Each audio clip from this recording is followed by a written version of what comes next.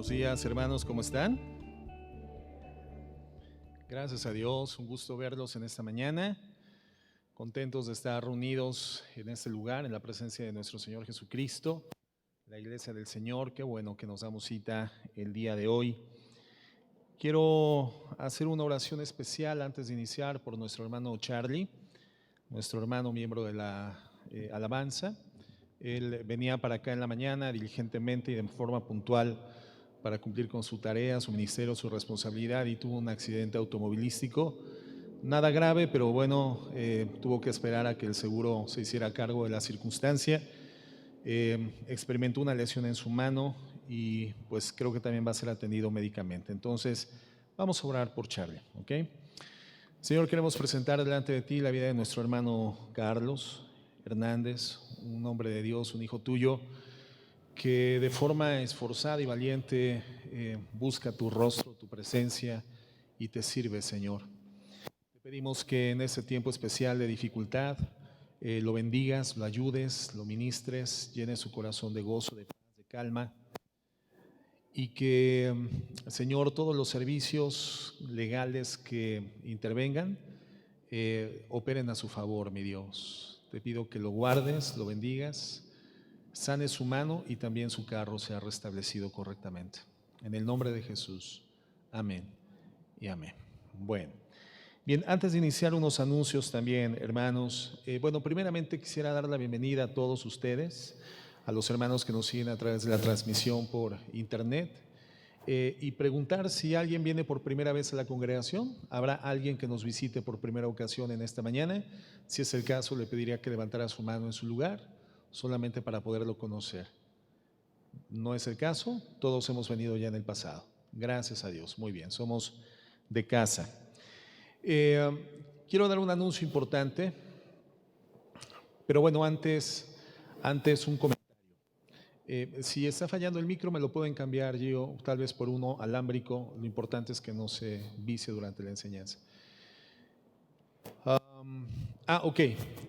Gracias a Dios, hermanos, a la fidelidad de todos ustedes, los recursos con los que ha contado en estos últimos días la tesorería de la congregación, pues han sido por encima de lo normal, por encima de lo habitual. Gracias a Dios.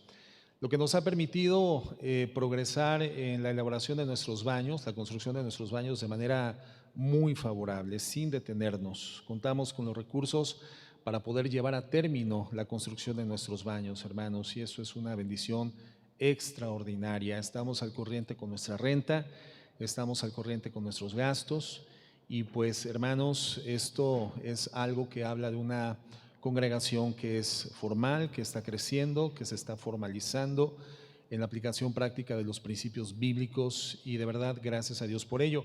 En la parte de atrás, si voltean, o ahorita la salida, si se dan el tiempo, pueden observar la parte trasera, y ya tenemos totalmente terminado el firme de los baños. Tenemos ya todo el ramaleo para el desagüe de aguas negras y de aguas grises. Ya está listo para que en esta semana, se levanten los muros, se coloquen los muebles, y muy probablemente, me comentaba el arquitecto Josué, los tengamos listos para la próxima celebración dominical, ¿verdad? Entonces, el avance es extraordinario, vamos muy bien, y esto gracias a la fidelidad que Dios ha dado a la iglesia en materia de dar también. Quiero igualmente hacer un comentario, más bien una información importante, muy importante. Dado que tenemos hoy en día un espacio por encima de lo que habitualmente teníamos, hermanos, en el anterior local, y no tenemos una saturación plena, una saturación total de este espacio, de las sillas, ni los días miércoles ni los días domingo, y dado también el favorable avance que hemos tenido en la normalización de nuestro sistema de integración por las medidas sanitarias, este descenso que ha habido a nivel general de la pandemia, que al parecer va en aumento en algunos estados ya de la República, en algunos puntos del mundo, pero bueno, dado el avance que hemos tenido y que tenemos sobre todo el espacio suficiente, a partir del miércoles pasado quedó suprimida de forma total, en forma temporal, el sistema de reservaciones. Ya no será necesario implementar ahorita en este momento un sistema de reservaciones para asistir a la congregación. Entonces, importante entender esto, hermanos. Tenemos un sistema muy bien estructurado, ¿verdad? Con papeletas, con llamadas telefónicas y lo más reciente, con esta posibilidad de reservar a través de la página de internet. Todo eso va a quedar en stand-by, en pausa. Queda estructurado y para operar en cuanto esto sea necesario, hasta nuevo aviso. ¿Cuándo será este nuevo aviso? Cuando tengamos una saturación plena en el auditorio y tengamos la necesidad de aperturar un segundo servicio dominical. Mientras eso no suceda, no tendremos ya, hermanos, un sistema de reservaciones, ¿correcto? Podremos asistir a la congregación en absoluta libertad, como antes lo hacíamos, antes del inicio de la pandemia. Por supuesto, la medida sanitaria continúa vigente al 100%. Ahí no descendemos ningún tipo de circunstancia, ningún tipo de medida de protección. El filtro sanitario al ingresar a la congregación sigue implementándose, la toma de temperatura, la sanitización de manos y pies, porque bueno, eso es nuestro esquema de resguardo. Pero no tendremos ya un sistema de reservación. Y creo que por lo pronto esto nos alegra a todos, ¿verdad? Porque nos simplifica la asistencia a la iglesia. Nos simplifica también el acceso a las instalaciones, porque ya no tendremos a un edecán supervisando que la lista esté integrada por las personas que reservaron y todo esto. Va a ser mucho más fluido el ingreso a la congregación. ¿A quién le da gusto esto, hermanos? Yo creo que a todos, ¿verdad?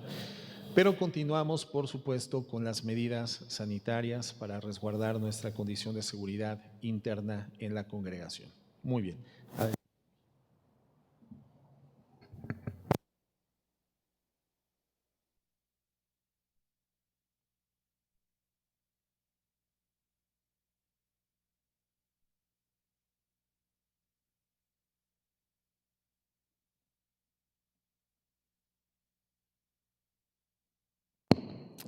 Sí, ok. Ya nada más verificar que esté ecualizado igualito, Gio. Gracias a Dios. Y fíjense, hermanos, que nos regalaron 2 juegos de micrófonos inalámbricos, pero impresionante con toda la gama de actividad que hemos tenido. No he tenido el tiempo de checarlos, los hermanos no los han checado todavía, pero yo creo que también ahí tendremos ya nuestros nuevos micrófonos inalámbricos funcionando el próximo domingo. Bien, bueno, estamos contentos, ¿verdad, hermanos? Gracias a Dios. Vamos a continuar en esta mañana con el estudio de este tema que hemos denominado las bendiciones o los beneficios de la santidad, de caminar en santidad, de vivir en santidad. Y estamos fundamentando nuestro estudio, hermanos, en el Salmo 112. Vamos a dar lectura al Salmo 112. El primer verso dice así: Bienaventurado el hombre que teme a Jehová y en sus mandamientos se deleita en gran manera. Hemos comentado que este Salmo 112, evidentemente inspirado por el Espíritu Santo, hermanos, contextualiza la forma de vida de aquellos que hemos sido rescatados de nuestra vana manera de vivir en el pasado. Contextualiza, refleja de forma clara la manera en la cual vive y se conduce una persona que ha sido redimida por la gracia. Recordamos que todos tenemos un enemigo común. Este enemigo común nos ha sabido engañar a lo largo de la historia, a lo largo de los tiempos, y no es otro sino el pecado. ¿En qué ha consistido el engaño? Decíamos, en que el pecado nos lleva a creer que si nosotros vivimos obedeciendo nuestros propios criterios, nuestras propias percepciones intelectuales de la vida, podremos llegar a ser dioses para nuestras propias vidas. El mismo engaño que Satanás, en la forma de la serpiente, presenta a Adán y a Eva en el huerto del Edén. Dios sabe que el día que lo desobedezcan y vivan de acuerdo a sus criterios, serán como Dios, conociendo el bien y el mal. Y lo triste, hermanos, es que hay un segmento importante de la cristiandad que continúa incidiendo, continúa creyendo esta mentira. Y por lo tanto, pues vemos un desastre generalizado en la vida de muchas familias que se definen como familias cristianas. Es el reconocimiento de que Dios tiene la razón, donde inicia precisamente nuestro caminar en santidad, nuestra vida en santidad. Proverbios 4:18, un verso que citábamos la clase pasada, dice así: mas la senda de los justos es como la luz de la aurora. La senda, la forma de vida, el comportamiento, la conducta de los justos es como la luz de la aurora, que va en aumento hasta que el día es perfecto. Y este camino que va en aumento hasta que llega a un perfeccionamiento pleno no es otra cosa sino la santidad. Hemos sido llamados a vivir en santidad. Entonces, ¿cuáles son los beneficios de vivir en santidad? Vamos a hacer un muy breve repaso de los primeros 3 que estudiamos la semana pasada. El primer beneficio de vivir en santidad es obedecer a Dios con alegría. ¿Se acuerdan? Obedecer a Dios con alegría, porque comentábamos que es posible obedecer, pero hacerlo sin alegría en el corazón. Hacerlo como una consecuencia del temor por no vivir en el cumplimiento de preceptos o mandatos que nos son entregados directamente por Dios. Cuando nosotros obedecemos por temor a las consecuencias de no obedecer, hemos comentado, eso no es obediencia, eso simplemente es miedo y es legalismo. Cuando obedecemos por miedo a las consecuencias resultantes de no obedecer, eso simple y sencillamente es legalismo. Pero el primer beneficio de la santidad es que comenzamos a desarrollar un deleite cuando nosotros ponemos en práctica, ponemos en obra los preceptos y los mandatos de Dios. Y entonces entendemos que el camino de nuestra felicidad es esa, es la santidad. El camino a la verdadera felicidad como hijos de Dios es la aplicación práctica de la obediencia, y esto genera la santidad.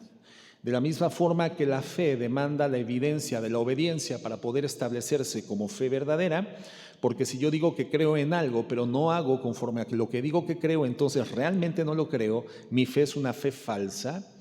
La misma obediencia es aquello que testifica nuestra santidad. La santidad igualmente podría concretarse en un concepto: obediencia puntual a Dios. Y esta entonces entendemos es la verdadera naturaleza del temor de Dios, que lo que antes nos era gravoso, antes nos era fastidioso, ahora nos resulta un deleite, la obediencia a Dios. Y aquí encontramos un sensor importante para poder identificar si verdaderamente estamos llevando vidas que están aplicando la santidad que de Cristo nos fue imputada, entregada por gracia en el momento de nuestra redención. Recordemos que santidad es la condición que recibimos espiritualmente por los méritos de Cristo cuando nosotros depositamos en plena fe nuestra confianza en sus méritos para nuestra salvación. En ese momento somos constituidos como personas santas, sin méritos. Y la santificación comienza a partir de ese momento y consiste en poner en práctica cotidiana por espacios y periodos más extendidos de tiempo cada vez la santidad de la que fuimos imputados en el momento de la salvación. Santificación entonces es crecer y progresar en el ejercicio práctico de la santidad. La santificación es el camino a la felicidad para los hijos de Dios. ¿Cuál es el segundo beneficio del andar en santidad? Dice el verso 2 del Salmo 112. Su descendencia, ¿la descendencia de quién? La descendencia del justo, la descendencia del recto. Su descendencia será poderosa en la tierra, la generación de los rectos será bendita. Entonces, el segundo beneficio es que nuestros hijos también van a poder disfrutar de esta condición de santidad, un correcto temor de Dios. Cuando nosotros obedecemos a Dios con gozo, con satisfacción y con prontitud, nuestros hijos también podrán ejercer esta circunstancia. Decíamos, si no se convierten voluntariamente en opositores de Dios, ¿verdad? Evidentemente ahí hay una condición en que nuestros hijos en el caminar de la vida no terminen constituyéndose por voluntad propia en opositores de Dios. Y eso es lo que lamentablemente sucede en muchos casos. Pero comentábamos que para que nuestros hijos sean salvos, nosotros debemos de llevarles al conocimiento de quién es Jesucristo. llevarles a la conciencia por el poder del Espíritu Santo de su necesidad de arrepentirse de sus pecados, y con ese arrepentimiento y con la aceptación en fe de lo que Jesucristo ha vivido en sacrificio por ellos en la cruz, entonces ellos serán constituidos en personas justas, en hijos de Dios. Recibirán el don del Espíritu Santo, serán llamados también hijos de Dios. Entonces sabemos qué es lo que tenemos que hacer con nuestros hijos: hablarles, pronunciarles, que escuchen el Evangelio, porque solamente el Evangelio les va a llevar a entender la necesidad de arrepentirse de sus pecados y confiar plenamente en el poder del sacrificio de Jesucristo en la cruz del Calvario. Es la única forma en la que nuestros hijos llegarán a ser de esa generación que dice el verso 2, la generación de los rectos, que serán bendecidos por el Señor. Cuando la Biblia habla de descendencia, la descendencia del justo, comentábamos también, no propiamente se refiere a la genealogía biológica, a la generación biológica, sino a una descendencia espiritual. Cuando Dios le dice a Abraham en Génesis 12:7, a tu descendencia daré la tierra, comentábamos que en Romanos 9:6 el apóstol Pablo lo interpreta de forma correcta, porque él dice lo siguiente: no que la palabra de Dios haya fallado, porque no todos los que descienden de Israel son israelitas, ni por ser descendientes de Abraham son todos hijos, sino en Isaac te será llamada descendencia. Esto es, no los que son hijos según la carne son los hijos de Dios, sino que los que son hijos según la promesa son contados como descendientes. Entonces vemos que la palabra descendencia en la Biblia no se refiere a lo que produce la carne, sino a lo que es producido por el Espíritu Santo, lo que quiere decir entonces que tu descendencia, mi descendencia, es aquella que Dios engendra en nuestros hijos cuando nosotros les predicamos y modelamos a través de nuestra conducta el Evangelio de la gracia. Entonces nuestros hijos serán benditos y esa descendencia espiritual de Dios en ellos será poderosa en la tierra. Esa generación llegará a ser la generación de los bendecidos por Dios. El tercer beneficio que estudiamos lo vemos en el verso 3. 112:3 dice así: bienes y riqueza hay en su casa. ¿En la casa de quién? En la casa del justo, y su justicia permanece para siempre. En relación a este tercer beneficio, comentábamos que no hay duda de que uno de estos elementos que bendicen la vida de los justos por la santidad es que cuando caminamos en Cristo tenemos bienes y riqueza en nuestra casa, tal como lo menciona la Escritura. ¿Por qué dice la Biblia esto sobre los bienes y las riquezas garantizadas en la casa de los justos? Bueno, comentábamos, el andar en Jesucristo y con Cristo es algo que afecta directamente nuestra economía, nuestro bolsillo, nuestra cartera.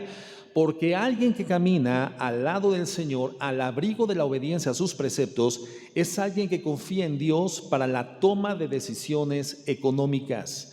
Lo considera en todos sus gastos. En su sistema administrativo se encuentra establecida una dinámica cristocéntrica, teocéntrica. Es Dios quien da la orientación, la guía por la palabra, por el Espíritu Santo para tomar decisiones financieras. Pero comentábamos igualmente que esto no simplemente es una cuestión de la cartera, es una cuestión del corazón. Porque de la misma forma que la palabra descendencia no se refiere a una descendencia biológica, sino espiritual, de la misma forma se requiere de algo mucho más profundo que afecta al corazón del ser humano cuando entendemos esto, no solamente su cartera. La palabra casa, cuando habla la Biblia, la casa de los justos no carecerá de riqueza. La palabra casa no se refiere a la casa física, se está refiriendo al corazón, al lugar donde habita espiritualmente la presencia de Dios en la forma de su Espíritu Santo, nosotros constituidos como templos del Espíritu Santo por causa de la redención. Y entonces entendemos que no hay una mayor riqueza que el amor que Dios ha puesto en nosotros y derramado en nuestros corazones a partir del nuevo nacimiento. Entendemos que no hay mayor fortuna en la vida de una persona, sino que la eternidad esté habitando dentro de él en la persona del Espíritu Santo. Que la mayor fortuna, hermanos, es que tengamos la vida eterna. Por eso 2 Corintios 6:10 dice así: podemos vivir como entristecidos, pero siempre gozosos. Es una descripción de los hijos de Dios. Entristecidos, pero siempre gozosos. Como pobres, pero enriqueciendo a muchos. Como no teniendo nada, mas poseyéndolo todo. Lo que dice Pablo en esta porción a los Corintios es que no hay riqueza material en este mundo que prescindir de las riquezas. ¿Se acuerdan del principio? La mayor riqueza que podemos experimentar en esta tierra resultante de nuestra vida en santidad, un beneficio de vivir en santidad, es que prescindamos de las riquezas, que no nos sean indispensables las riquezas, los bienes materiales para experimentar el gozo, la paz, la estabilidad, la calma y la ecuanimidad. La mayor riqueza en este mundo es prescindir de las riquezas. Comentábamos, por lo tanto, el verdaderamente rico en esta tierra no es el que más tiene, sino aquel que necesita menos, porque su dependencia es de Dios. Romanos 8:16 nos dice esto: la riqueza que nosotros tenemos es ser hijos de Dios. Ahí se encuentra nuestra condición rica, nuestra condición millonaria. El Espíritu mismo da testimonio a nuestro espíritu de que somos hijos de Dios. Y si hijos, también que herederos. Y si somos herederos de Dios, ¿qué nos puede hacer falta? Nada. Herederos de Dios y coherederos con Cristo, si es que padecemos juntamente con Él, para que juntamente con Él seamos glorificados. Muy bien, ese es el repaso. Continuamos entonces. El cuarto beneficio de seguir a Dios en santidad lo encontramos en la parte final del versículo 3, Salmo 112:3. Y nos dice: bienes y riqueza hay en su casa, es lo que acabamos de ver, y su justicia permanece para siempre. El tercer beneficio o el cuarto beneficio de ser una persona redimida que vive en santidad práctica es que la justicia permanece para siempre. Ahora, es evidente que si Jesucristo es nuestra justicia, obviamente nuestra justicia, hermanos, va a permanecer para siempre. Cristo es nuestra justicia. ¿Cuándo? Cuando creemos en Él. Ninguna justicia humana, hermano, tiene la capacidad de perdurabilidad, de permanecer para siempre, porque la justicia de los seres humanos se encuentra sujeta a nuestra debilidad moral, a nuestra debilidad espiritual. La justicia humana es fallida siempre, es imperfecta y es cambiante. Por eso el profeta dice en el Antiguo Testamento que los actos más dignos y justos que humanamente podamos desarrollar delante del Dios justo del universo, ese Dios que es justo en eternidad y en perfección, nuestras buenas obras son como trapos de inmundicia delante de Él. Pero la justicia de la que habla el Salmo es una que permanece para siempre. Fíjate lo que dice Romanos 3:23. Romanos 3:23. Por cuanto todos pecaron, ¿de quién está hablando, hermanos? De la humanidad entera. Y estamos implícitos, involucrados nosotros, insertos en esta trágica realidad. Por cuanto todos pecaron y están destituidos de la gloria de Dios. Pero el verso 24 nos da la solución. La forma de poder cambiar determinante y eternamente en el fundamento de la justicia del Hijo de Dios, Jesucristo, alcanzada y manifiesta plenamente en la cruz del Calvario a favor de la humanidad caída. Nos dice claramente: siendo justificados gratuitamente por su gracia mediante la redención que es en Cristo Jesús. Por eso dice el Salmo que de los rectos por la gracia salvífica, su justicia permanece para siempre. ¿Qué significa esto? Que delante de Dios somos evaluados como personas justas por medio de los méritos de Jesucristo. El Señor nos observa desde el cielo cósmicamente a través de un filtro que es la sangre de su Hijo Jesucristo derramada en la cruz del Calvario, y esa sangre filtra precisamente la perspectiva que Dios tiene de nosotros, y por lo tanto somos declarados por el poder redentor de esa sangre como personas sin culpa. Eso significa justificados, que nos fue retirada la culpa que realmente teníamos porque fue transferida sobre el cuerpo de carne de su Hijo Jesucristo. La sentencia fue culminada en el cuerpo del Hijo y nosotros somos justificados. Por eso nuestra justicia es eterna, porque está fundamentada en el valor inacabable, permanente, que tiene ese mérito redentor para Dios, siendo su Hijo, pagando por los pecadores. Primera de Corintios 1:30 dice así: mas por Él estáis vosotros en Cristo Jesús. Por la bondad de Dios estamos en Cristo Jesús, el cual nos ha sido hecho por Dios sabiduría, justificación, santificación y redención. Segunda de Corintios 5:21, un verso que para nosotros tendría que ser ya mencionado de memoria.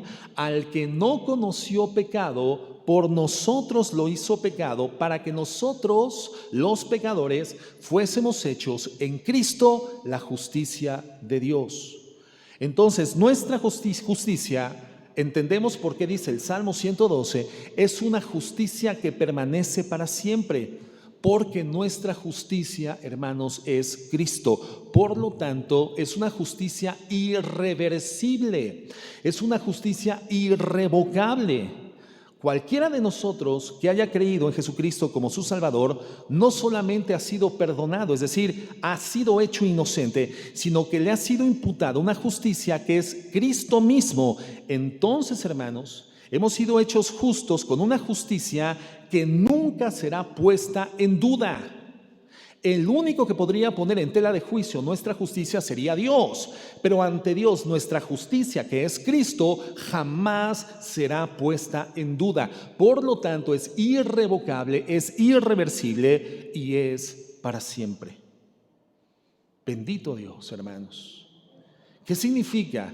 Que no hay sentencia que tengamos que pagar, que no hay sentencia pendiente de ser aplicada en nuestra contra con justa justicia, sino que la justa justicia de Dios fue depositada inclementemente en nuestro lugar, en el cuerpo de carne de Jesús. Por lo tanto, hermanos, aun cuando hemos cometido el pecado y cometemos pecado delante de Dios, por Cristo somos justos. Nuestra justicia es para siempre. Quinto beneficio. Veamos el quinto beneficio en los versos 4 y 5. Dice así: resplandeció en las tinieblas luz a los rectos. Resplandece luz en las tinieblas. ¿A favor de quién, hermanos? A favor de los rectos. Es clemente, misericordioso y justo. ¿Quién? El recto. Las personas santas. Aquí estamos viendo atributos, características de la personalidad y el carácter de Dios, las cuales son reflejadas a través de las personas que viven en santidad. Esta persona en santidad es clemente, misericordioso y justo. El hombre de bien tiene misericordia y presta, gobierna sus asuntos con juicio. Estos versículos muestran claramente, hermanos, el carácter de Dios reflejado a través de sus hijos. Y lo primero que vemos es que la luz, dice, resplandece sobre las tinieblas. ¿Para quiénes? Para aquellos que son rectos, los que viven en santidad. No sobre todos, hermanos, solamente sobre los rectos, los hijos de Dios que viven en santidad. Es lo que nos dice la primera parte del versículo 4.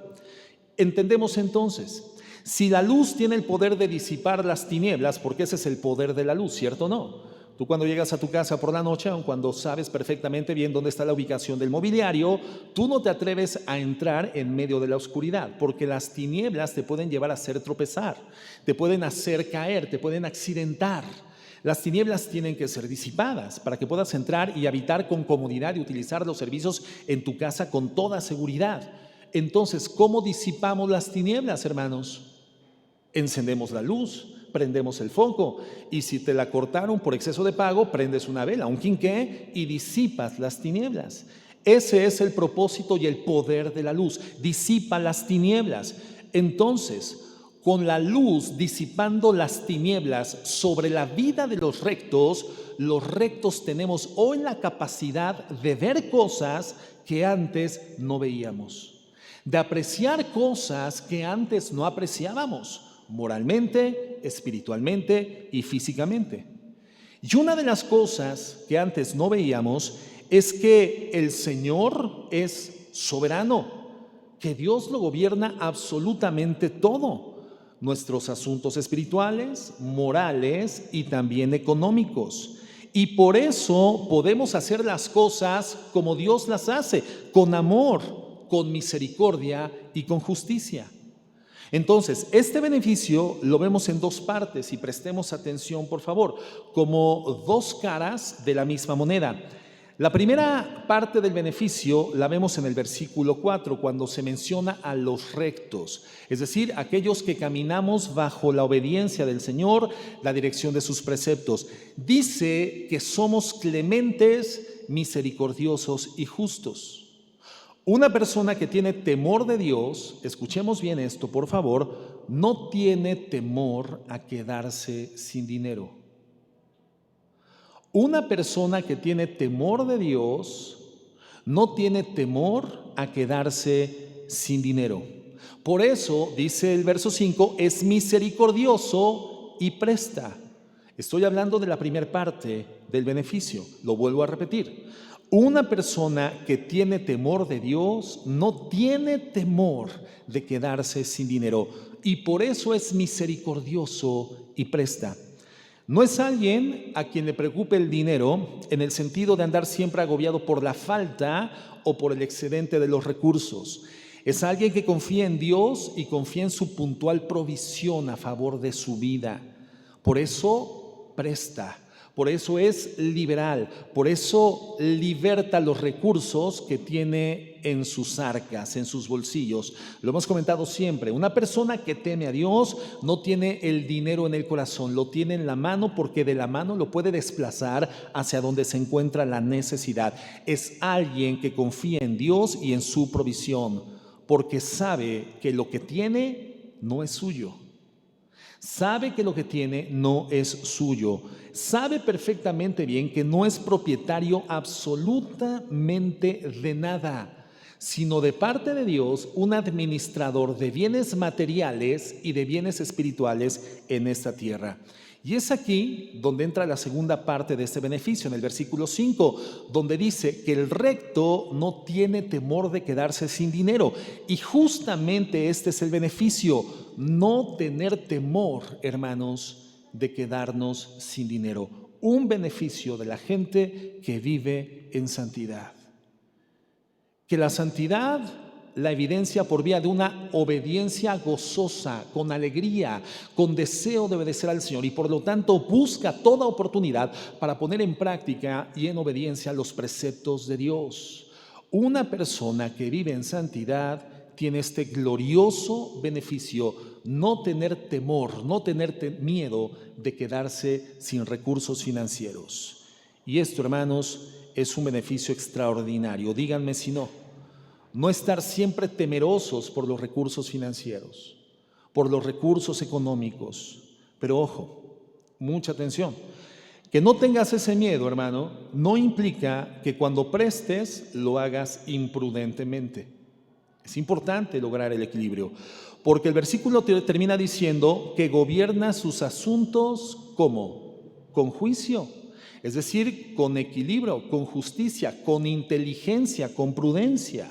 Entonces, si bien no podemos tomar decisiones solamente realizando cálculos matemáticos, cálculos económicos, tampoco podemos tomar decisiones motivados por los impulsos emocionales que muchas veces solamente son un disfraz de espiritualidad de las cosas que hacemos precipitadamente. Lo voy a volver a repetir. Si bien no podemos tomar decisiones solamente motivados porque cuadren las cuentas en económico, tampoco podemos tomar decisiones impulsados por emociones que nos llevan a disfrazarnos de una falsa espiritualidad que realmente encubre las decisiones económicas que tomamos precipitadamente. ¿Cómo encubrimos de falsa espiritualidad nuestras decisiones emocionales precipitadas en el uso de los recursos, en el desplazamiento de la economía, cuando decimos simplemente es que es de Dios? Es que Dios me dijo, es que siento de Dios, es el momento de hacer este gasto, es el momento de hacer esta inversión, siento de Dios que es el momento de hacer esta compra, siento de Dios que es el momento de hacer este donativo. No, hermanos, la Biblia nos dice que las personas rectas y justas administramos con justo juicio, con equilibrio. Primera de Corintios 4:2, fíjate lo que nos dice. Ahora bien, se requiere que los administradores sean hallados, cada uno como personas fieles. ¿Qué es lo que hace un administrador, hermano? ¿Qué hace un administrador? Si tú buscas en el diccionario administrador, te va a decir la acción, aquel que ejecuta la acción de administrar. ¿Y qué es administrar? Administrar no es otra cosa que optimizar los recursos. Cuando tú optimizas correctamente los recursos y estos son aplicados equilibradamente en todas las áreas diversas de necesidad y tu vida se encuentra debidamente llevada al frente en términos financieros, eres un buen administrador. Cuando tú tienes el depósito de recursos mayoritariamente en otros segmentos de la economía y por lo tanto no logras cubrir otros y quedan al descubierto, no eres un buen administrador.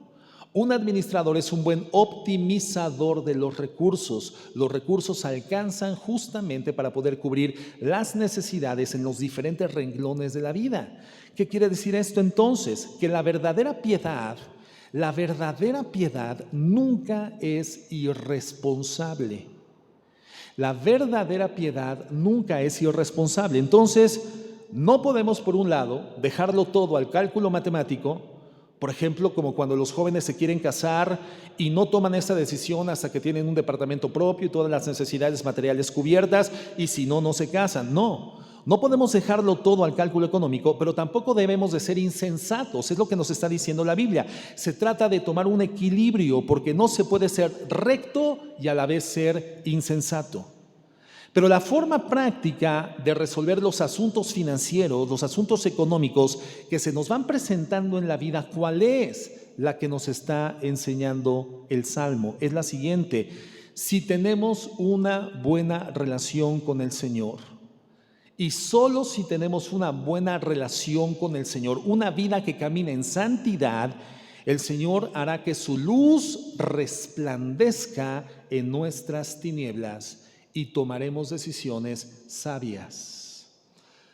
Como Dios nos da este beneficio, y este beneficio consta de dos partes, entonces debemos de tener mucho cuidado de no justificarnos en la segunda parte del beneficio y no cumplir la primera, porque la primera responsabilidad es que el justo, el hombre de bien, la persona que camina en santidad, presta. ¿Me estoy explicando, hermanos?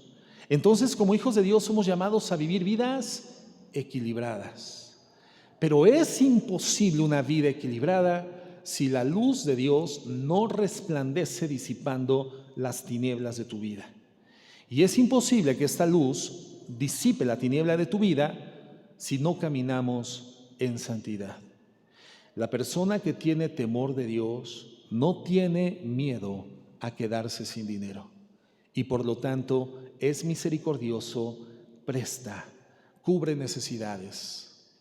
Y ahí podemos identificar claramente otro sensor donde podemos fiablemente medir el nivel de santificación, el avance, el progreso en el ejercicio práctico de nuestra santidad. ¿Tienes miedo, hermano, a quedarte sin recursos económicos? Y por eso acaudalas, por eso cierras las manos, cierras el corazón, cierras la cartera, cierras la cuenta bancaria. El hombre que camina en temor de Dios, en santidad, es misericordioso y presta. No tiene miedo a la pobreza porque sabe que Dios da y Dios quita. Es obediente a Dios en el uso de sus recursos. Utiliza sus finanzas tal como la Biblia lo establece. ¿Cómo vamos midiéndonos, hermanos? A través de la evaluación de los beneficios de vivir en santidad. ¿Estamos realmente viviendo en santidad? Sexto beneficio de vivir en santidad. Versículo 6. Dice así: por lo cual no resbalará jamás. En memoria eterna será el justo. Y esto es impresionante. No resbalará jamás. Ahora vamos a explicarlo. Cuando el Señor Jesucristo nos dice en Mateo 7, en la parte final del Sermón del Monte, recordarán ustedes, hay un exhorto a que seamos personas prudentes, inteligentes y no necias o torpes. El Señor nos entrega un llamado a que edifiquemos nuestra casa, entendiendo, como ya lo estudiamos antecedentemente, que la casa no se refiere a una estructura arquitectónica, sino a nuestra vida espiritual, a nuestra familia, a nuestro corazón. Cuando Cristo nos dice que edifiquemos nuestra casa sobre la roca y no sobre la arena, y sabemos que la roca, ¿quién es? Es Cristo y es su palabra. Nunca, hermanos, nos está diciendo que sobre esta casa no soplarán los vientos. No nos dice que sobre esta casa no descenderá la lluvia, ni tampoco nos dice que no será embestida por las corrientes. Al contrario, dice que darán con ímpetu contra esa casa. Pero lo que nos está diciendo es que cuando esto suceda, esa casa no caerá. De la misma forma, el salmista, hermanos, no está diciendo que el recto no va a tener sobre él las dificultades de la vida, no resbalará jamás. No significa que no vayamos a enfrentar dificultades. Lo que está diciendo es que cuando vengan, porque evidentemente vendrán, ese hombre no resbalará. Cuando vengan las vicisitudes, las dificultades, los problemas, las pruebas, las circunstancias indeseables e imprevistas, el recto, ante el avatar natural de la vida, el recto no resbala. Lo que está diciendo es que Dios al recto lo ha amarrado tan fuerte a esa roca, que es su Hijo Jesucristo, que cuando vengan las tormentas de la vida, su casa, sus cosas y sus hijos van a permanecer. Tremendo beneficio, extraordinario beneficio. Aquí, eso va a suceder en la vida del justo, en la vida del recto, en la vida de la persona que camina en santidad aquí en la tierra, pero también va a suceder allá en la presencia de Dios. ¿Por qué? Porque en la parte final de este beneficio dice: en memoria eterna será el justo. En memoria eterna será el justo. ¿Qué significa esto? Que Dios mismo, hermano, se va a encargar de que tu memoria, es decir, tu vida, no se desvanezca en el curso de los tiempos. Que tu memoria, que tu vida no se desvanezca en el curso de los tiempos. Y ese es un grandísimo beneficio. ¿Por qué? Bueno, porque estamos hechos a la imagen de Dios, creados a la imagen y a la semejanza de Dios. Por lo tanto, originalmente, hermanos, fuimos creados para no morir nunca. Fuimos creados a imagen de Dios y a su semejanza, y un elemento de esta imagen y semejanza del Señor en nosotros era la inmortalidad. Fíjate lo que sucedió. Romanos 5:12. ¿Qué fue lo que pasó? Bueno, lo sabemos todos. Por tanto, como el pecado entró en el mundo por un hombre, y por el pecado, ¿qué cosa? La muerte. Así la muerte pasó a todos los hombres, por cuanto todos pecaron. Todos pecamos en Adán. Adán pecó por él mismo y por todos sus amigos. Así como cuando jugábamos escondidas, ¿te acuerdas? Veías la base donde te salvabas y corrías y 1, 2, 3 por mí y por todos mis amigos. Bueno, así sucedió con Adán, con Adán. Cuando él peca en el huerto del Edén, hermanos, él peca por toda, en representación de toda la humanidad. Y esta condición pecaminosa viene transitando a lo largo de la historia por línea genealógica, por línea de sangre, y todos los seres humanos nacidos de mujer, y no hay otra forma de ser un ser humano, sino naciendo de mujer, nacemos en condición caída, en condición pecaminosa. Lo hemos comentado muchas veces. Nos encontramos en la urgente necesidad de ser salvados, no por el pecado que cometemos en el ejercicio de nuestra conciencia, sino por la condición en la cual fuimos concebidos. Fuimos concebidos con la genética, con la herencia, con la genealogía del pecado. Nos encontramos en la urgente necesidad de ser salvados por ese pecado. Y entonces, ¿para qué fuimos creados nosotros originalmente? Fuimos creados para la santidad y para la inmortalidad. Para eso fuimos creados. Pero el pecado irrumpe temporalmente en el diseño de inmortalidad con el que Dios diseña a los seres humanos. Pero no fuimos creados para morir. Y es por eso que a nadie le gusta ser olvidado. ¿Te das cuenta que como seres humanos en alguna forma queremos dejar una huella, un legado que sea recordado a lo largo de los tiempos? Como seres humanos tenemos una inclinación natural a buscar que nuestra memoria permanezca reverberando en la mente de las generaciones por larga duración. Y por eso, hermano, es que hay un esfuerzo continuo por dejar una huella, un legado, algo que la memoria de nuestra existencia no se diluya de forma sencilla. Pero finalmente morimos. Y cuando morimos, todos somos olvidados. Algunos antes, otros después, pero a lo largo de los años, todos, hermanos, somos olvidados. Sin embargo, la única forma de no ser olvidado consiste en esto, en ser uno de los justos del Señor. En ser uno de los justos del Señor. Y esto es maravilloso. Lo que anhela nuestra alma, hermanos, lo que anhela nuestro corazón. ¿Por qué? Porque no fuimos diseñados para morir. ¿Qué significa esto? Que Dios no nos va a olvidar. Él se va a acordar de quién eres tú. Él se va a acordar de quién soy yo. Y Él va a venir a recogernos para llevarnos a casa. La memoria de los justos no será olvidada. Tremendo beneficio. No importa que tu vida sea una forma de estilo de vida en donde en simple apariencia, desde la perspectiva de la cultura humana, la ideología de los seres humanos, tu vida no haya tenido un profundo nivel de trascendencia. No importa que tu huella no haya sido plasmada en los anales de la historia, de las ciencias, de las artes, de la política, de la economía, de la tecnología. No importa que tu nombre no sea mencionado en los titulares de los periódicos o los noticieros. No importa. En la memoria de nuestro Dios, la Biblia dice, nunca seremos olvidados. Nuestra memoria no será borrada. Pero la forma de vivir en esta realidad que anhela nuestra alma por causa de la inmortalidad original en la que fuimos diseñados por Dios es ser uno de sus rectos, uno de sus justos, vivir en santidad. Séptimo beneficio de vivir en santidad. Séptimo y último beneficio de vivir en santidad. Versículos 7 al 9. No tendrá temor de malas noticias. Su corazón está firme, confiado en Jehová. Asegurado está su corazón. No temerá hasta que vean sus enemigos su deseo.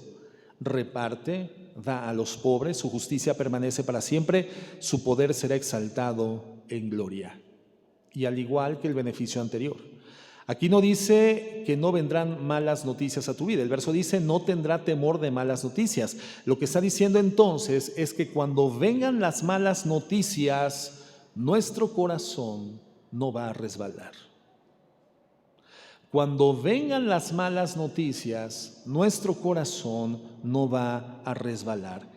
¿Y sabes por qué no va a resbalar? No resbalará porque está firme y bien resguardado y bien protegido y bien escondido en Jesucristo. Es interesante porque necesitamos estar bien firmes en Cristo. Necesitamos estar bien firmes en Cristo para que este beneficio pueda cumplirse en nuestra vida. ¿Por qué es esto, hermano? Es un beneficio. Por lo tanto, el séptimo beneficio es la calma. Cuando las malas noticias vienen a tu corazón, cuando los días negros llegan a tu vida y tu corazón no resbala, tu corazón permanece en calma. Cuando dice que no tendrá temor, esto no es otra cosa, hermanos, sino una vida en calma. ¿Se dan cuenta cuán importante, como decíamos la clase anterior, es utilizar el razonamiento, hermanos, la inteligencia, para poder vivir realmente en forma espiritual y no anímicamente guiados por los sentimientos convulsos, las circunstancias que generan en nosotros inestabilidades emocionales y psicológicas? Nuestros sentimientos como hijos de Dios tendrán que ser el resultado de nuestro razonamiento. ¿A qué me refiero? De lo que nosotros hoy sabemos del Señor y de lo que el Señor es para nosotros y lo que el Señor hace con nosotros. Nuestros sentimientos tendrán que ser el resultado directo del conocimiento espiritual y racional que hoy hemos cobrado por la experiencia en la palabra de Dios de quién es Jesucristo y qué ha hecho Jesucristo con nosotros. El resultado de una persona que es consciente, que piensa, que razona, que intelectualmente está permanentemente entendido de lo que espiritualmente le ha sido revelado en la palabra sobre quién es Cristo y lo que Cristo ha hecho con nosotros, es una persona cuyas emociones y sentimientos pueden permanecer en calma. Una persona que no se constituye en un títere de las circunstancias de su medio ambiente externo. La persona que sale de su casa saluda al policía de la esquina y el policía de la esquina ni siquiera lo pela y entonces se entristece. Pero va y compra el periódico y el señor del periódico lo saluda muy animosamente. Buenos días, señor Pérez. Y entonces se vuelve a animar. Pero llega al trabajo y el patrón ni siquiera lo saluda y se vuelve a deprimir. Pero la secretaria le dice, qué bien huele su perfume, señor Pérez, y se vuelve a animar. Llega a la casa y los hijos están haciendo un escándalo y se comienza a frustrar. Hermanos, no fuimos llamados a vivir como títeres de nuestro medio ambiente, sino a ser personas que gobiernen espiritualmente los sentimientos que son producidos por los efectos del medio ambiente externo. Y la única forma de poder lograrlo es siendo racionales, recordando, meditando, reflexionando continuamente en la información que ya hemos adquirido sobre quién es Jesucristo y que ha sido depositada e iluminada en nuestro ser espiritual, y entonces nuestro ser espiritual gobierna nuestros sentimientos y nuestros sentimientos permanecen en calma. Es entonces cuando la Biblia dice que los rectos, los santos, los que estamos establecidos firmemente en las realidades reveladas de quién es el Señor Jesucristo, somos gobernados por la paz. Vendrán las malas noticias, los días inevitables, negros de la vida, pero nuestro corazón no va a resbalar. Es decir, no tendremos temor de las malas noticias. Entonces, cuando tú no tienes este beneficio, la calma, lo que el Señor te está diciendo es que tienes que aprender a usar la razón. Eres un hijo de Dios y todavía no puedes vivir en paz, todavía no puedes vivir en calma, todavía vives a expensas de las vicisitudes que cotidianamente se presentan en tu vida y en contra de tu vida, en contra de tu integridad moral, psicológica, estimativa, emotiva, física, económica. Entonces dice el Señor, tienes que aprender a razonar. Tienes que recordar lo que sabes de Dios. Tienes que recordar y que meditar lo que sabes de Dios. La calma entonces debería de ser una característica del creyente. El justo no se altera aunque esté recibiendo pésimas noticias. Su corazón estará sintiendo dolor, por supuesto que sí, pero va a permanecer firme, dejando todo en las manos del Señor, dejando en confianza plena toda circunstancia en el poder del Señor, serenamente y sabiendo que en su momento el Señor intervendrá oportunamente, ni antes ni después. El recto no tiene temor. Entonces, hermano, no andemos en los sentimientos, no andemos en las emociones, usemos la razón, lo que sabemos de Cristo, porque el recto no tiene temor de malas noticias. ¿Por qué? ¿Por qué el recto, entre otras cosas, no tiene temor de malas noticias? Bueno, porque la persona recta, la persona que crece en santidad, es alguien que no tiene nada que esconder y tampoco tiene nada que perder. Lo voy a volver a repetir. El recto es la persona que no tiene nada que esconder y tampoco tiene nada que perder. ¿Te das cuenta? Pero para eso no debes de deber nada, ni esconder nada, ni tener algo que te ate tan fuertemente a esta tierra que te llene de temor la posibilidad de perderlo.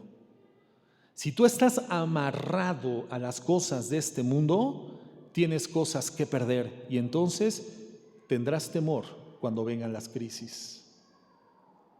Las malas noticias serán circunstancias de las cuales querrás establecer una conducta evasiva y escapista. Lo peor que te podrá suceder en la vida es recibir una mala noticia, porque estás aferrado, amarrado a los bienes de esta tierra. El recto no tiene temor, entre otras cosas, porque no tiene nada que esconder ni nada que perder. El que sí tiene algo que esconder y que perder, vive en una constante incertidumbre porque teme ser descubierto y teme perder lo que tiene. Pero el recto no. El recto no. Entonces, el temor con el que vivimos cotidianamente, con el que recibimos las vicisitudes, los días negros, las noticias pésimas, es un factor, es un sensor fiable de medición del nivel de santidad en el que estamos viviendo. ¿Tienes temor de perder lo que tienes? ¿Tienes temor de ser descubierto? ¿Tienes temor de malas noticias? Vivamos vidas racionales. Recordemos, meditemos en lo que Dios ha revelado de sí mismo en la Escritura, lo que hemos adquirido al paso de los años, lo que hemos adquirido en la mayoría de los casos entre nosotros al paso de los años, hermanos. Porque aquí ya vemos quienes logramos acumular algunos quinquenios en el Señor, más de 5 años, alguien hasta una década, alguien hasta 2 décadas o más en el Señor. Y entonces tendríamos que ser reconocidos como aquellos que vivimos sin el temor de las malas noticias. ¿Cuánto hemos crecido en santidad? No tener temor es un beneficio real de los que viven en santidad. Y en el versículo 8 del Salmo 112 dice así: asegurado está en su corazón, no temerá hasta que vean sus enemigos su deseo. Es una expresión que en el hebreo traducida al castellano no nos presenta el sentido de manera muy transparente. Pero de acuerdo al contexto, lo que este versículo nos dice es que el recto no va a temer aun cuando no esté seguro, porque sus enemigos todavía lo persiguen. Tus enemigos te pueden estar persiguiendo activamente en ese momento, pero si tú eres una persona recta que vive en santidad, la Escritura dice que aun cuando te continúen persiguiendo, tú vives enteramente sin temor en tu corazón. Y el versículo 9 es muy interesante también porque es una repetición de lo que hemos visto sobre estas características del carácter de Dios que son reflejadas a través de los hijos del Señor que viven en santidad. Dice el verso 9, es como un repaso. Dice: reparte el hombre justo, el hombre, la mujer que viven en santidad, reparten, da a los pobres, su justicia permanece para siempre, su poder será exaltado en gloria. Y es posible que este versículo 9 esté repitiendo esas características para que nos quede completamente claro, hermanos, que la imagen de la piedad no solamente es vacía. La imagen de la piedad, hermanos, siempre va acompañada de misericordia, de la misma forma que se manifiesta la piedad de Dios, llena de misericordia. Y esto nos demuestra que si nuestra piedad es una piedad real, si nuestra piedad es una piedad real, es una piedad activa, una piedad misericordia, una piedad llena de gracia, una piedad dadivosa, activa, operativa, no una piedad simulada. Y en el versículo 10 vemos el contraste entre los beneficios de vivir en santidad comparados con el fin que les espera a la gente impía. Fíjate lo que dice: lo verá el impío. ¿A quién va a ver el impío? Al justo. Lo verá el impío y se va a irritar. Crujirá los dientes y se consumirá. El deseo de los impíos perecerá. Este verso contrasta evidentemente con el resto de la información y obviamente resalta lo que acabamos de estudiar: la bendición que significa tener los beneficios del carácter de Dios en nuestra vida, pero nos muestra la actitud que tiene el impío ante el justo que ha sido bendecido por Dios. La actitud del impío ante el justo que ha sido bendecida por Dios es perfectamente descrita en el verso. Dice que se irrita y cruje los dientes. Se irrita, cruje los dientes, pero no solamente eso, dice que es consumido. No sé tú, pero yo conozco a personas que se consumen de envidia al ver que alguien es bienaventurado. O sea, que es bendecido por Dios, que es respaldado por Dios, que hay bondades de Dios evidentes y manifiestas a favor de su vida. Hay gente que se irrita y cruje los dientes y se consume en la envidia cuando observa la bendición, y no me estoy refiriendo a los bienes materiales, no, a las bendiciones espirituales, al respaldo de Dios, a la gracia santificante operando en la vida de las personas. Los impíos no se gozan de tu crecimiento espiritual. Los impíos no se gozan cuando el Señor en gracia y en bendición por tu obediencia y por tu justicia y tu santidad operativa recibes una promoción en un grado ministerial, por ejemplo. El impío se irrita, el impío cruje los dientes. El impío se siente consumido por la envidia. Y evidentemente, hermanos, debe de ser horrible vivir así. No seamos contados entre estos, hermanos. No seamos contados entre estos, consumiéndonos en vida, crujiendo los dientes al ver que hay gente que es bendecida por el Señor. ¿Has visto este tipo de gente, hermano? Bueno, la Biblia dice que existe. Pero dice más, dice que el deseo de los impíos va a perecer. Y este versículo nos ofrece evidentemente el contexto de la forma actual y permanente y eterna de vida de los impíos, absolutamente sin ninguna esperanza. Su deseo va a perecer, no tienen esperanza. Significa que no se cumplirán los deseos que se propusieron durante la vida. Y puede ser que hayan conseguido en cierta medida algo, puede ser que conformaron una familia, hicieron una empresa, tuvieron hijos, pero nada de esto, hermano, va a permanecer, va a perecer, será destruido, serán desgraciados, es lo que dice la Biblia, porque sin Dios, hermano, nada perdura, sin Dios nada vale la pena, ni aquí y mucho menos allá en la eternidad. El crujir de dientes no solamente describe el estado en el que se encuentran temporalmente aquí los impíos, también es un estado permanente por la eternidad. Y Jesucristo se refiere a esto como el lloro y el crujir de dientes por siempre. Ese es el estado en el cual van a quedar aquellos que son echados fuera de la presencia de Dios.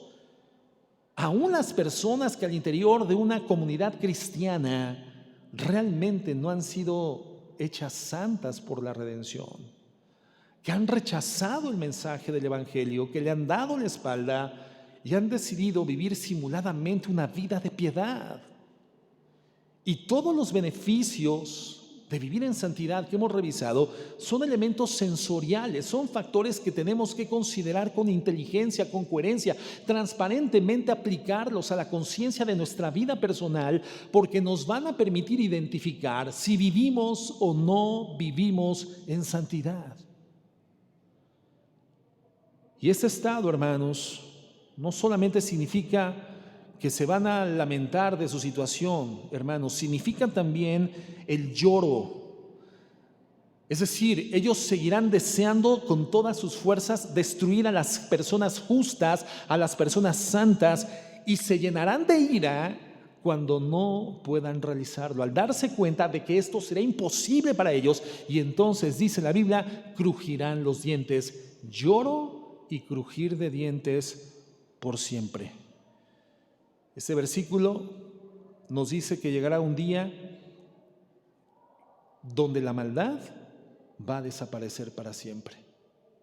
Y esa es nuestra esperanza, porque los impíos vivirán en un lloro y en un crujir de dientes por siempre. ¿Qué significa? Que la maldad llegará a su fin. ¿Para quiénes? Para los rectos, para los que vivimos en santidad, para los justos, aquellos cuya justicia permanece para siempre porque su justicia es Cristo, aquellos que obedecen al Señor con alegría porque la santidad es el camino a la verdadera felicidad, aquellos que hemos comprendido que es verdaderamente el temor de Dios y no es tenerle miedo o pánico a Dios. ¿Se acuerdan del ejemplo del tren? Si tú estás atorado en la vía y viene el tren a toda velocidad en contra de tu persona, debes de tener terror. Pero si tú vas adentro del tren cómodamente, confortable, en una alcoba, disfrutando de los beneficios del paisaje y con un sentir de gratitud profunda porque ese tren finalmente te lleva a casa, lo único que puede haber dentro de ti no es miedo, sino gozo, satisfacción y gratitud. Ese es el temor de Dios. Estar dentro del tren, dentro de Cristo, escondidos con Cristo y no frente a Cristo siendo contrarios a Él. Esa es la santidad. Cuando obedecer a Dios se constituye nuestro mayor nivel de gozo, de satisfacción, de deleite, y buscamos toda oportunidad para poner en práctica sus preceptos. El verdadero sentir del temor de Dios, el verdadero temor de Dios es cuando comienza a gratificarte profundamente lo que antes te llenaba de pesadumbre, de molestia y de fastidio. Cuando la obediencia a Dios es tu placer. Ese es el temor de Dios. Y quienes experimentan eso son los que viven en santidad, los rectos. Aquellos cuyos hijos serán llamados benditos y poderosos en la tierra. Aquellos que no tienen temor de malas noticias. Y cuando vienen las malas noticias, sus corazones no resbalan. Aquellos que con un genuino temor de Dios no le tienen miedo a la pobreza y por lo tanto son misericordiosos y dan y prestan, porque sabemos que no somos dueños de nada, sino simplemente administradores y personal divino que traslada beneficios del reino de los cielos a las manos de otras personas. Solo administramos y trasladamos, no es nuestro nada. Por eso no hay temor a la pobreza. Terminamos. El versículo 1 dice: bienaventurado el hombre que teme al Señor. Así inicia toda la enseñanza. ¿Qué quiere decir esto? Teme a Dios y no tendrás que temer a ninguna otra cosa el resto de tu vida. Amén. Vamos a orar. Teme a Dios y no tendrás por qué temer a ninguna otra cosa el resto de tu vida. Grande y misericordioso eres, oh Jehová. Bendito por la eternidad, lleno de gracia, de benevolencia, lleno de consuelo y misericordia. Bendito eres. Alabamos y exaltamos tu nombre. Ahora, con un corazón consciente, un corazón racional, por el conocimiento que has tenido a bien revelarnos de ti,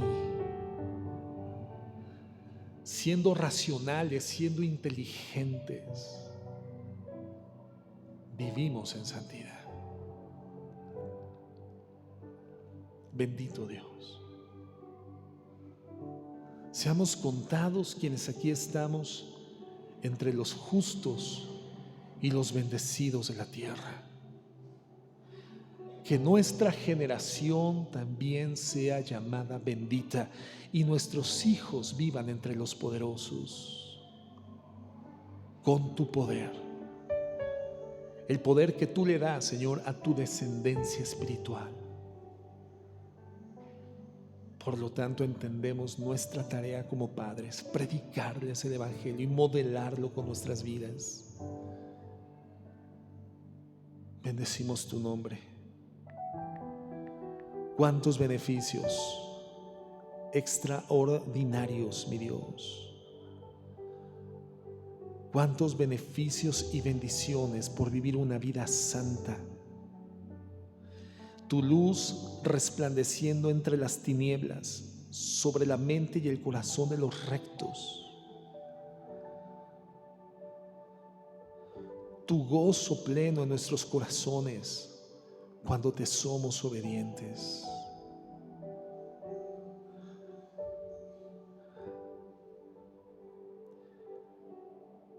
Bendecimos tu nombre, Señor, por los bienes y riquezas que hay en nuestra casa espiritual. Porque nuestra justicia, Señor, no depende de nuestro cumplimiento, depende de la justicia de tu Hijo y es eterna. Nunca más seremos culpables de juicio eterno, nunca más.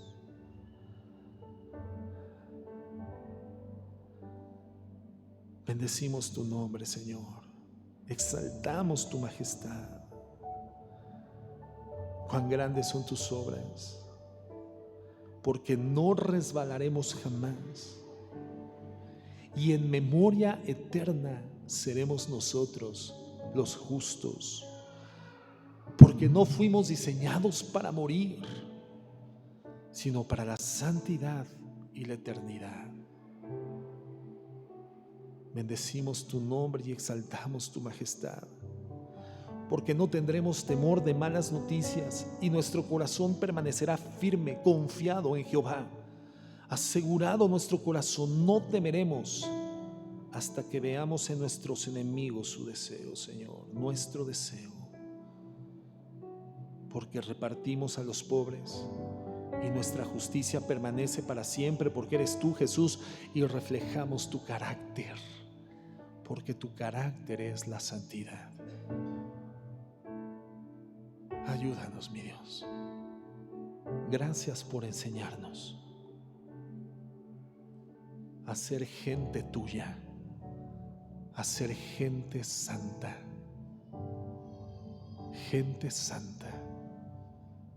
santificados para tu honra y gloria eterna. Te bendecimos, mi Dios, y tu luz y tu reflejo sea a través de nuestras vidas. En el nombre de Jesús.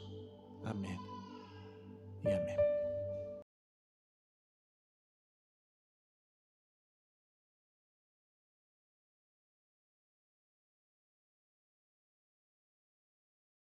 Aleluya.